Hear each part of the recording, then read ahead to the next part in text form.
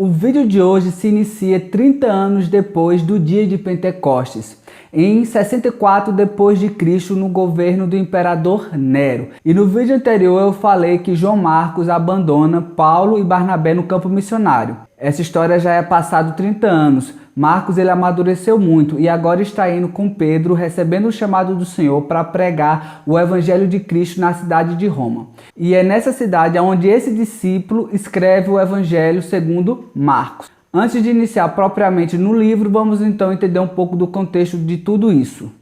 Oi. Oi. Você é novo aqui? Sou eu, tô começando agora. Então não esqueça de pegar sua Bíblia, uma xícara de café e vamos estudar a Palavra de Deus. Roma, na época que Pedro e Marcos foram evangelizar lá, estava sendo governada pelo imperador Nero. Nero era filho de Agripina. O seu pai biológico morreu quando ele era muito pequeno. E ela casa-se com o então imperador. Quando Nero fica jovem, a sua própria mãe mata o seu pai de criação para que Nero chegasse ao poder. Nero chega ao poder psicologicamente afetado. Na verdade, todos os imperadores da antiguidade eles tinham algum problema emocional, psicológico muito forte, porque eles viviam em constante pressão. Eles não podiam se alimentar direito com medo de alguém colocar veneno em sua comida. As pessoas que eles tinham mais confiança, eles tinham medo de ser traído por essas pessoas.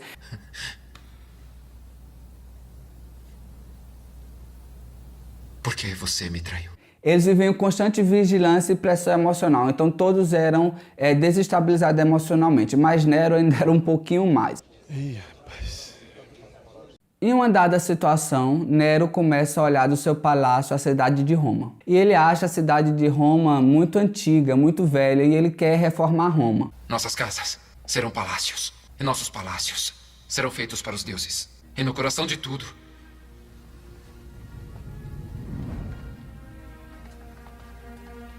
o Domus Áurea. Ao redor desse lago, vinhedos, pássaros e florestas. Seria muito complicado ele levar essa pauta para o Senado e ser aprovada, e levaria muito tempo. Então o que é que ele faz? Ele pega algum dos seus soldados e manda queimar Roma, incendiar. Ele vai para a Torre de Macena e lá na Torre de Macena fica tocando lira, um tipo de instrumento de cordas, citando poemas épicos. Roma crepitava e Nero tocava. Realmente ele era totalmente perturbado. Dos 14 bairros da cidade de Roma, apenas 4 não é queimado. Quando as pessoas vão até Nero para tirar satisfação do que ele fez, o que é que ele diz? Não, isso não é obra minha, isso daí é obra dos cristãos. Eles dizem que o mundo vai acabar com fogo e eles colocaram fogo em Roma para provar suas teorias loucas. Mas não se preocupe, eu vou julgá-los e vou punir todos eles por esse crime. Se o senhor construir isso, muita gente irá acreditar que o senhor deu ordem para pôr fogo em Roma. Então que a culpa seja dos cristãos. Este é meu corpo, que é para vocês. Façam isso em minha memória. E aí começa, meus irmãos, a primeira grande perseguição da igreja fora do cenário judeu. Muitos dos nossos irmãos na fé eram amarrados em fogueiras na praça à noite para iluminar a cidade.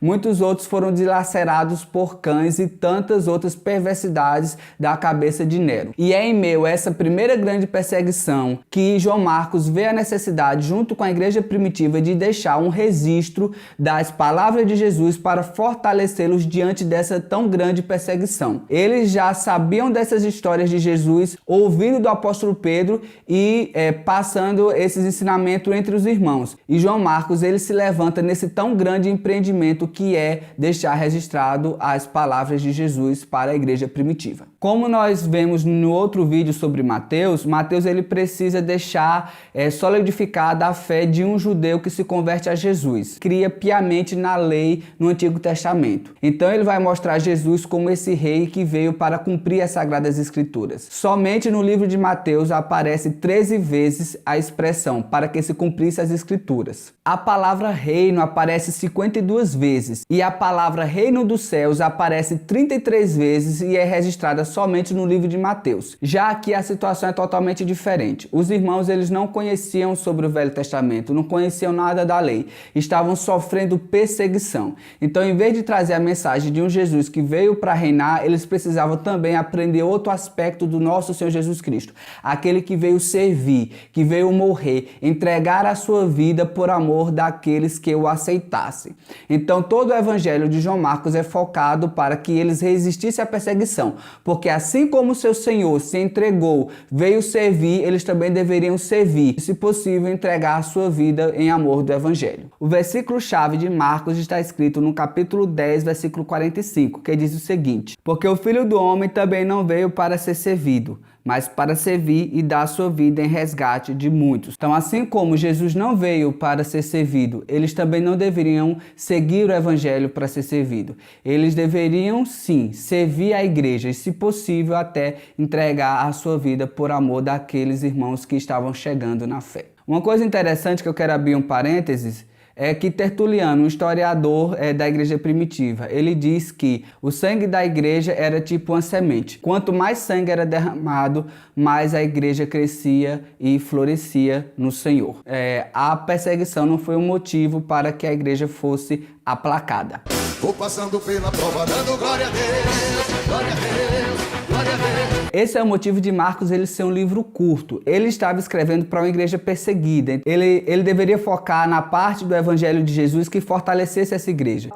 Tanto que de todas as parábolas que Jesus conta, Marcos ele só registra 19 e conta apenas 4 milagres de Jesus. Ele vai se concentrar ali na morte de Jesus e na sua ressurreição. Esse livro é um dos mais belos na minha concepção.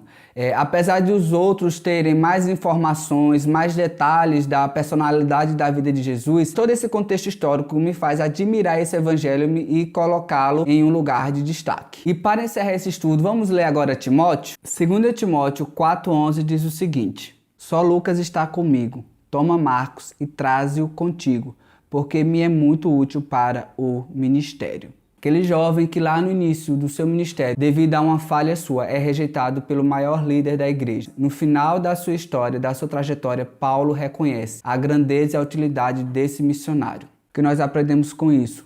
Que nós não podemos desistir, devemos ficar firmes. João Marcos, mesmo diante de palavras contrárias do apóstolo Paulo, ele não desiste de pregar o evangelho do Senhor Jesus Cristo. Quando nós não desistimos, quando nós usamos situações ruins, difíceis, para crescer e não para se vitimizar, o Senhor ele cresce na nossa vida e nos usa para que nós sejamos canais de bênção para pessoas que estão precisando ouvir a mensagem do Senhor Jesus Cristo. Então, diante de palavras contrárias e difíceis, diante a erros seus, não desiste, continua pregando a palavra do Senhor, porque o Senhor é aquele que te recompensa. Nós devemos buscar crescer espiritualmente, não para ser aplaudido, não para ser visto, mas para termos utilidade no reino de Deus, que é o único sentido de ainda estarmos aqui na terra. Paulo fala lá em Romanos que em todas essas coisas vocês são mais que vencedores. Sim, essa carta de Paulo é para essa igreja assim de Roma, é carta de Paulo aos romanos, essa igreja que estava sendo perseguida. Como assim? Uma igreja que está sendo perseguida, ela é mais que vencedora? A palavra aqui, mais que vencedor, no original quer dizer aqueles que não desistem, que vão até o fim. A tua coroa, a tua glória não está nas coisas dessa terra. A tua coroa, a tua glória está nas coisas celestiais. Não desista, vá até o fim, porque o Senhor grandes coisas tem para nós, nessa e na outra vida. Quero agradecer a você que ficou até o final desse vídeo e nos vemos no próximo falando do evangelista Lucas. Não esqueça de se inscrever no canal. Graça e paz e até a próxima.